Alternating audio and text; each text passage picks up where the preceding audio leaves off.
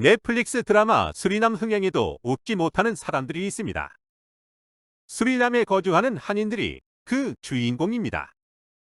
드라마의 배경이 된 수리남은 드라마가 공개되자 법적 대응을 예고했습니다. 논란이 커지면서 수리남을 담당하는 한국 대사관도 교민들에게 조심하라는 당부를 남겼습니다. 수리남 한인회장 이재호는 드라마에 허구가 많다고 주장합니다. 드라마에서 묘사된 것과 달리 수리남은 남아메리카에서 치안이 좋은 편이라고 말했어요. 그는 인구 60만 명인 수리남에 드라마 때문에 혐한 정서가 생길까 걱정이 된다고 합니다. 수리남 한인 회장은 혐한 정서가 퍼지는 것을 막기 위해 노력하고 있습니다. 그는 수리남 일간지에 드라마에 오해가 있다는 취지의 기사를 올리는 듯 분주하게 움직이고 있습니다. 실화 바탕으로 제작된 넷플릭스 드라마 수리남 속 허구는 무엇이 있는지 지금부터 한번 알아보겠습니다.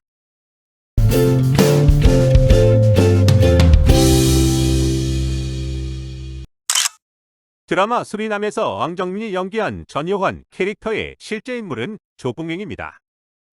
드라마에서 전요환의 직업은 목사로 나오지요. 실제 인물 조봉행은 목사가 아니었습니다. 조봉행은 1980년대 수리남에서 선박 냉동기사로 8년간 일을 했습니다. 덕분에 수리남 현지 사정에 밝았어요. 조봉행은 1994년도에 국내에서 빌라 신축과 관련된 사기 범죄를 저질러서 지명수배가 되니까 수리남으로 넘어가게 됩니다. 그 후 1995년 수리남 국적을 취득하고 생선 가공 공장을 차립니다. 실상은 면세율을 밀매하는 것이 주 수입원이었습니다. 하지만 유가 상승, 단속 강화로 수입이 줄어들자 다른 수입원을 모색하게 되는데 그게 바로 마약이었지요. 드라마에서는 국내에 있을 때부터 마약 거래를 한 것처럼 나오지만 사실은 수리남에 가서부터 마약 밀매 사업을 했습니다.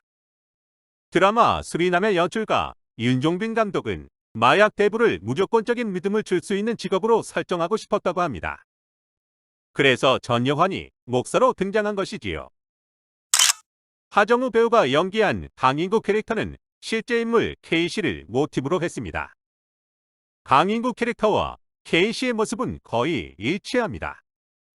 K씨는 실제로 한국에서 미군 식품납품, 노래방, 카센터를 운영했습니다.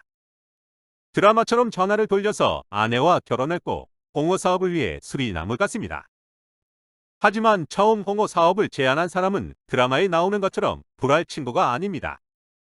홍어 수입 사업을 시작한 건 친구가 아닌 카센터 손님의 제안이었다고 합니다. 드라마 수리남에서 곽요환은 마약 운반책으로 수입품을 이용하려 했습니다. 곽인구의 홍어 속에 마약을 숨겼고 미군 부대에 납품하는 물건에 마약을 운반하려 했어요. 하지만 실제 인물 조봉행은 다른 방법으로 마약을 운반했습니다. 조봉행은 한국 교포들을 포섭해 자신을 남아메리카 광물 사업가로 포장했습니다. 그리고 사람들에게 자신의 보석을 남미에서 유럽으로 운반해주면 400만 원의 보상금을 주겠다고 제안합니다. 조봉행이 말한 보석은 당연히 마약이었습니다. 한국인들을 마약 운반책으로 이용한 것이지요. 조봉행의 운반책으로 사용되다가 마약 운반 혐의로 체포되어 옥살이를 하게 된 장미정 씨의 사연은 영화 집으로 가는 길을 통해 세상에 알려졌습니다. 그리고 수리남의 흥행과 함께 재조명받고 있지요. 드라마에서 곽요환은 거대한 코카인 밭을 소유하고 있습니다. 그리고 이를 강인구에게 보여주면서 사업을 제안하지요. 실제 사건에서 코카인 밭은 없었습니다. 대신 1조 원이 넘는 코카인 더미가 있었지요. 2008년 9월 K씨는 직접 거래할 마약을 봐야겠다고 요청했습니다. 그리고 눈을 가린 채 조봉행의 코카인 창고에 가게 됩니다.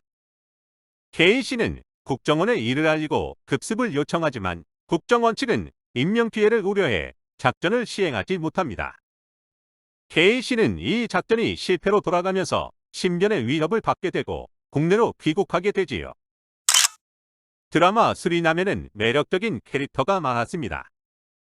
전요환의 전도사로 온갖 지저분한 일을 처리했지만 사실은 국정원 스파이였던 변기태, 수리남에 있는 중국인 조직의 수장 첸진, 전요환 조직의 법률적 자문을 도맡고 있는 법률 변호사 데이빗 박, 그리고 드라마 초기에 잠깐 나왔지만 화제를 몰고 있는 바람잡이 사모님.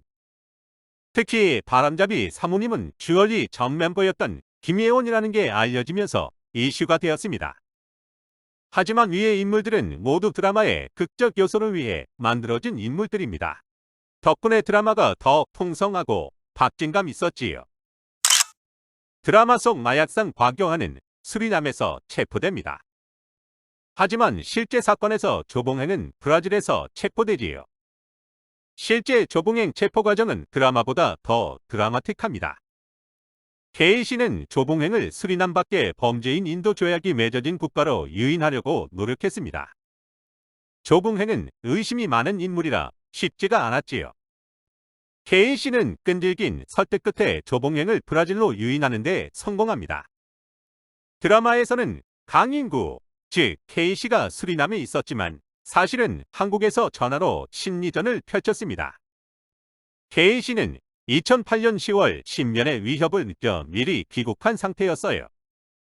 그리고 2009년 7월 23일 드디어 접선하기로 약속한 일자가 되었습니다.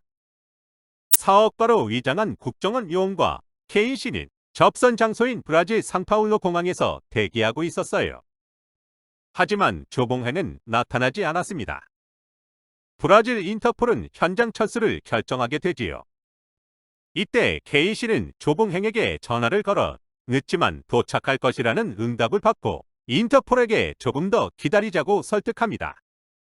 사실 통화 내용은 가짜였습니다. K씨는 기지를 발휘해서 인터폴 철수를 늦춘 것이지요.